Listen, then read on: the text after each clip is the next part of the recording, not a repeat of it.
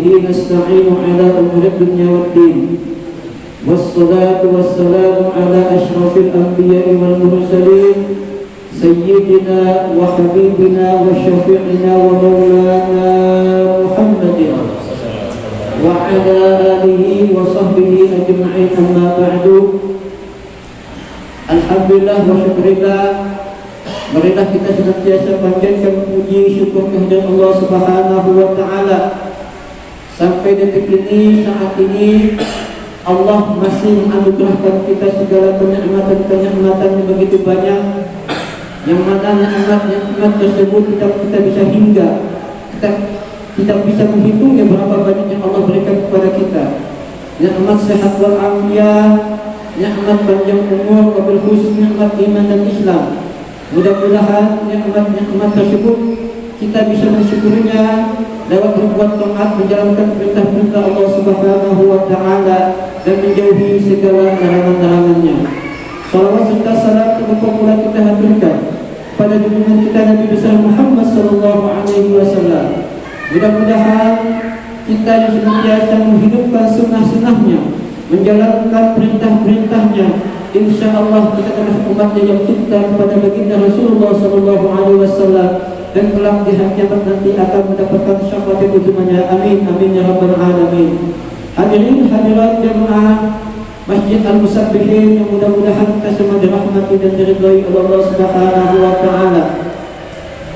Ada satu riwayat dari baginda Rasulullah sallallahu alaihi wasallam bahwa an Rasulullah sallallahu alaihi wasallam annahu qala, dan dibayangkan dari Rasulullah sallallahu alaihi wasallam bahwasanya beliau bersabda, arba'un min sa'adatil mar'i an takuna zawjatuhu salihatan wa awladuhu abraran wa khulafa'uhu salihin wa an yakuna rizquhu fi baladihi aw kama qala Rasulullah sallallahu alaihi wasallam. Kata Rasulullah sallallahu alaihi wasallam dalam sebuah hadisnya, kata beliau, ada 4 kunci ya kebahagiaan seseorang. Ini ada orang itu bahagia, ini ada 4 kuncinya. Yang pertama kata beliau, antakuna zaujatuhu salihatan. Yang pertama adalah istrinya, istri yang solehah, atau suaminya yang soleh. Insya Allah kalau pasangan hidup kita itu soleh atau solehah, itu hidupnya insya Allah akan bahagia ya. Punya bini istri solehah, rajin ibadah ya. Auratnya ditutup, mendidik anaknya yang baik ya. Kasih makan yang halal, masak-masaknya yang penuh dengan keberkahan, baca sholawat, zikir sambil berzikir, masya Allah ya. Insya Allah rumah tangganya sakinah ya. Begitu juga suaminya yang soleh ya, suaminya soleh, subhanallah, bisa mendidik anak istrinya dengan pendidikan yang baik, dengan akhlak-akhlak yang baik, insya Allah menjadi ketenangan jiwa dan membuat kebahagiaan di rumah tangganya, jadi sakinah, tenang rumah tangganya. Makanya ini kunci ya mencari jodoh itu. Makanya kata Nabi ada satu hadis yang lain ya, tunkahul mar'atu li arba'in ya limaliha wa li jamaliha wa li hasabiha wa li diniha fadfah bidatid kama qala Rasulullah SAW. Utamakan agama. Kalau pasangan kita yang kita lihat adalah agamanya, kesolehannya, insya Allah keberkahan di rumah tangganya, kebahagiaan akan timbul di rumah tangganya, ketenangan jiwa akan timbul di rumah tangganya ya. Suami kerja nggak khawatir istrinya di rumah apa-ngapain. Kenapa? Istrinya solehah ya. Begitu juga istrinya ya, percaya dengan suaminya yang soleh, mencari nafkah di luar, walaupun pulang malam enggak curiga, enggak suuzon pada suaminya. Kenapa pulang malam ya.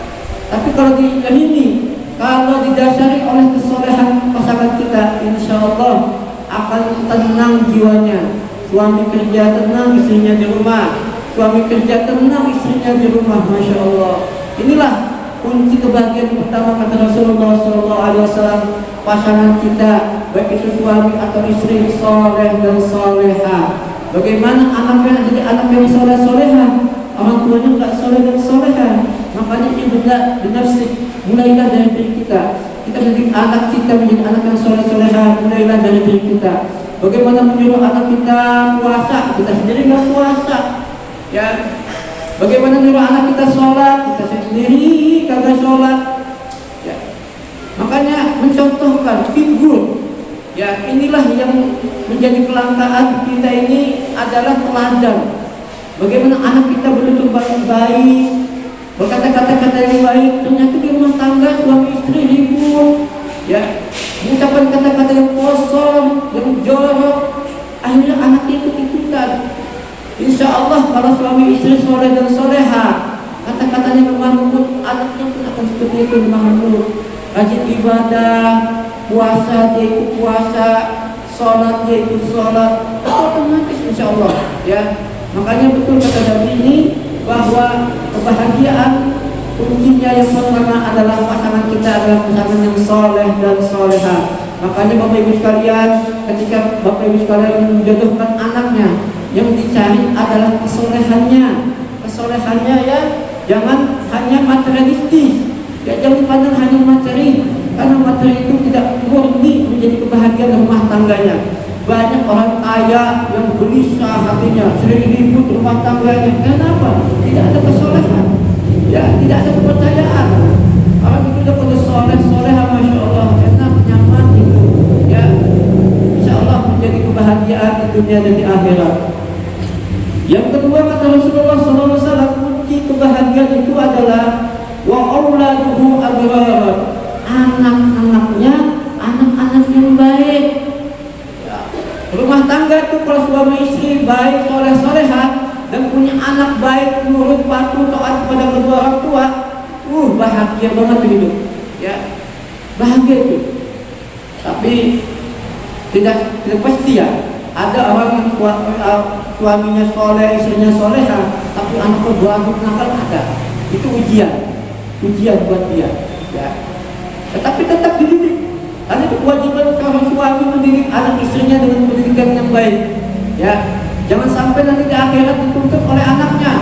Ketika anaknya masuk neraka, ya Allah, saya komplain, saya wajar saya disiksa di neraka, saya wajar disiksa di dalam api neraka ini, ya Allah, karena saya tidak pernah dididik oleh orang tua saya tentang agama. Bagaimana sholat, bagaimana puasa, bagaimana ibadah-ibadah yang lain, saya tidak pernah dididik, ya Allah, oleh orang tua kami. Masya Allah, dipanggillah orang tuanya, ya. Kenapa nggak dididik? Benar kan mendidik anaknya? Jika benar tidak mendidik anaknya, maka orang tuanya yang asalnya masuk surga pun akan disiksa di dalam neraka karena perbuatan tidak mendidik anak-anaknya. Ya, walaupun anak kita seapapun nakalnya, tetap kita didik dia. Kita cari apa, kita jadikan diri kita ini panutan contoh buat anak-anak kita yang baik. Insya Allah kalau anak kita baik, suaminya soleh, istrinya soleha, rumah tangganya akan bahagia. Tetapi mohon maaf Bapak Ibu sekalian, ketika anak kita nakal, ya, jangan sekali-kali mengucapkan kata-kata yang tidak baik terhadap anak-anak kita, karena kata-kata orang tua adalah menjadi doa buat anaknya. Tapi khusus ibunya, ya, ibu itu menjadi doa yang maha dahsyat terhadap anaknya. Seapapun nakalnya, doakan terus yang baik, ya, karena doa ibu itu dahsyat, lebih dahsyat dari doa para aulia Allah Subhanahu wa Ta'ala. Doakan anak-anak yang baik. Ada satu contoh, ya, di daerah Jawa itu anak yang nakal, kelewatan nakal, ya, nakalnya luar biasa, tapi ibunya sangat sabarnya luar biasa. Ketika ibunya masak, menurut sambal, itu sambalnya dikencingin oleh anaknya. Masya Allah, saking nakalnya. Ibunya marah, tidak, ya, didoakan tuh anaknya, Masya Allah, nak, mudah-mudahan kau jadi anak yang soleh, nak, jadi kiai, jadi ulama kamu, nak, jadi wali kamu, nak. Betul, Masya Allah Bapak Ibu sekalian, ternyata ketika dewasa anak itu menjadi ulama, menjadi kiai berkat doa ibunya. Makanya jangan bosan-bosan doakan anak kita nakal. Jangan sekali-kali mengucapkan kata-kata yang tidak baik. Masya Allah, saya dengar itu banyak orang tua, ibu atau bapak, ketika anak yang nakal dikatain dasar anak monyet tuh katanya. Ya, itu kan anaknya. Ya, kalau anak yang monyet bapaknya apa? King Kong, ya Masya Allah, gorila. Ya, enggak sadar ngatain anaknya seperti itu. Ya, mestinya yang baik. Ya Allah, dari anak soleh, anak soleha, jadi anak pintar nak, ya berguna bagi agama masyarakat. Itu akan terus. Makanya perlu ekstra sabar, perlu ekstra sabar. Makanya kebahagiaan pertama deh suaminya, istrinya soleh dan soleha. Insya Allah kalau soleh-soleha sabar banget, sabar. Ya Allah, nggak pernah marah, anak yang nakal, senyum, ya dinasihatkan dengan kata-kata yang baik, ya. Dengan kata-kata yang lembut. Bagaimana anak kita berkata-kata yang lembut, tidak berkata-kata yang lembut? Kalau kita mengajarkan kata-kata yang lembut kepada mereka, selalu keluar kata-kata kasar, kata-kata jorok.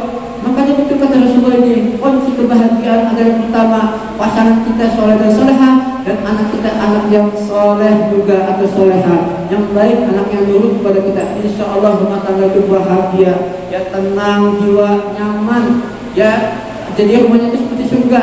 Baiti jannati, rumahku surgaku. Walaupun kecil rumahnya, tapi ketenangan jiwa itu ada. Pasangan kita soleh-soleha, anak kita baik. Biar sempit rumah kontrakan cuma sepetak, rasa luas kayak surga, kayak istana. Buktinya apa? Kalau bukti tanda rumah itu kayak surga, suami istri dan anaknya betah di rumah. Tapi kalau nggak betah di rumah, berarti ada sesuatu yang nggak nyaman di rumah itu. Pengennya tuh anak keluyuran terus, istrinya keluyuran terus di rumah, nggak betah di rumah. Kenapa? Karena tidak ada ketenangan di rumahnya. Ya, sering ribut, cekcok, ya, anaknya diomelin dulu, bahkan dipukulin. Masya Allah, ketika anak nggak bantu ibu cuci piring dipukulin. Tapi kalau anak yang nggak sholat biarin, ini kebalik. Ya, anak nggak puasa dibiarin, tapi anak yang nggak mau nyapu, nggak mau ngepel dipukulin. Ini kebalik. Ini cara pendidikan kita yang salah. Ya, jangan anak itu jangan disakitin. Ya, kita tegur dengan teguran yang lembut. Ya, tapi didik untuk ibadah, benar-benar ibadah yang benar, sholatnya yang benar, wudunya yang benar, akhlaknya yang baik. Ya, contoh kepada mereka. Ya, contoh kepada mereka. Bagaimana anak kita mau rajin sholat? Kitanya kata sholat. Bagaimana anak kita nutup aurat? Orang tuanya nggak nutup aurat. Ya, wajar. Kenapa? Contohnya di rumah tidak memberikan contoh yang baik. Itulah pentingnya kebahagiaan di dunia dan akhirat ini. Kata Rasulullah, yang pertama adalah kesolehan pasangan dan menjadi anak-anak yang baik. Itu yang kedua. Kebahagiaan yang ketiga kata Rasulullah SAW, wa khulaqa'uhu shalihin. Pergaulannya dengan pergaulan orang-orang yang baik, dengan orang-orang yang soleh, jangan dengan orang-orang yang gak benar. Nabi contohkan gini, kalau kita umpamanya kita nggak baik, kita ini merasa nggak baik, ya tidak soleh, tetapi kita bergaul dengan orang baik, insya Allah akan melihat kita itu jadi orang yang baik. Kenapa? Bergaulnya dengan orang yang baik. Tetapi kalau kita, maaf, walaupun kita baik, ya kita ini rajin sholat ibadah, tetapi pergaulan kita dengan orang-orang yang nggak benar, ya yang tukang mabuk-mabukan, tukang main judi, berteman dengan mereka seperti itu, maka penglihatan orang pun akan sebaliknya bahwa kita terus orang yang nggak baik. Contohnya, kita ini nggak mandi seharian kan bau, tetapi kita nongkrong di tempat orang jual parfum, orang lewat yang keciuman parfumnya apa? Kita ini nggak mandi, pasti parfumnya. Kita ini nggak baik, tapi bergaul dengan orang soleh, orang lewat yang dilihat itu kita solehnya, bukan nggak baiknya, karena kita bergaul dengan orang yang soleh. Makanya bahagialah kalau kita bergaul dengan orang-orang yang soleh yang baik. Sebaliknya, kita sudah mandi pakai parfum yang wangi, pakai deodoran, tapi kita bergaul di tempat orang pembuangan sampah, atau tempat-tempat yang kotor, yang jorok, yang bau, maka keciuman adalah baunya, bukan wanginya. Begitu juga kita jadi orang yang baik, ya insya Allah jadi orang baik soleh, tapi bergaul dengan orang yang tidak baik, maka dan orang pun sebaliknya bahwa kita terus orang yang tidak baik. Inilah gambaran oleh Rasulullah SAW. Maka yang penting kebahagiaan kita peroleh kuncinya. Yang ketiga adalah bagaimana kita bergaul dengan orang-orang yang baik. Kita didik anak kita dengan pendidikan yang baik di rumah. Tetapi ketika anak kita di luar bergaul dengan perbuatan teman-teman yang tidak baik, maka dia akan terpengaruh dengan perbuatan yang tidak baik. Makanya orang tua juga harus mengontrol siapa teman anak-anak kita, pada siapa mereka bergaul. Kita perhatikan, ya, kita perhatikan. Ketika mereka bergaul dengan orang yang baik, insya Allah anak kita tidak akan terpengaruh tidak baik. Ya, kita didik anak kita setengah mati di rumah dengan perkataan yang lemah lembut baik, tapi temannya, masya Allah, kata-kata yang kotor, jorok, maka anak kita akan ikut-ikutan juga. Makanya peliharalah anak istri kita, ya, jangan sampai bergaul dengan pergaulan yang salah. Makanya bikin rumah itu seperti surga, biar anak istri kita betah di rumah, jangan sakit keluar rumah. Karena pergaulan di luar rumah itu banyak yang banyak pengaruhnya, yang membuat pengaruh akhlak anak istri kita berubah. Yang asal baik dan tidak baik, inilah kita pelihara. Jangan sampai, ya, pergaulan anak-anak kita dapat pergaulan yang tidak baik. Makanya benar pada ulama-ulama dulu, ya, mereka menasihati kita semua. Kata beliau, hada zaman syukur wa zulmul buyur wa qalilul qut ila antamut. Ini zaman, kata beliau, zaman dulu. Ya, jangan banyak bicara, jangan banyak komentar, jangan banyak gosip. Ada, mohon maaf kalau ngumpul, mama ada dia ngomongin. Yang lewat bajunya jelek, ini bajunya nggak benar, nggak baik, jadi gibah, dosa. Ya, ya. Kamu di rumah nggak banyak yang dilihat. Ya, omongan nggak benar kemana-mana, pelihara itu. Ya, makanya itu kunci kebahagiaan ketiga adalah bergaul dengan orang soleh. Yang terakhir, bahwa wa ayyakuna rizqun fi baladi. Kunci kebahagiaan kita adalah bahwa rezeki yang kita dapatkan adalah rezeki yang diperoleh dari dalam negeri, bukan keluar negeri. Insya Allah kalau suaminya kerja masih daerah sekitar rumahnya, insya Allah itu yang terbaik. Kenapa? Kalau jauh meninggalkan anak istri, kasihan anak istri di rumah. Ya kan? Kasihan anak istri di rumah. Makanya insya Allah kalau bisa rezeki itu jangan jauh-jauh, cari yang dekat dengan rumah tangga kita. Ya, nyaman. Ya, jangan keluar negeri, kalau bisa jangan. Ya, cari rezeki yang baik di sekitar kita. Mudah-mudahan, ya, sedikit, ya, satu hadis ini saya sampaikan menjadi renungan kita, menjadi pelajaran buat kita. Mudah-mudahan rumah tangga kita menjadi keluarga sakinah yang senantiasa menjadi kebahagiaan dan menjadi ketentraman di rumah tangga kita, dan insya Allah keluarga kita menjadi keluarga yang sakinah dan anak-anak kita jadi anak yang soleh dan solehah. Terima kasih atas segala perhatiannya. Mohon maaf atas segala kekurangannya. Wallahu muwaffiq ila aqwamit thoriq. Wassalamualaikum warahmatullahi wabarakatuh.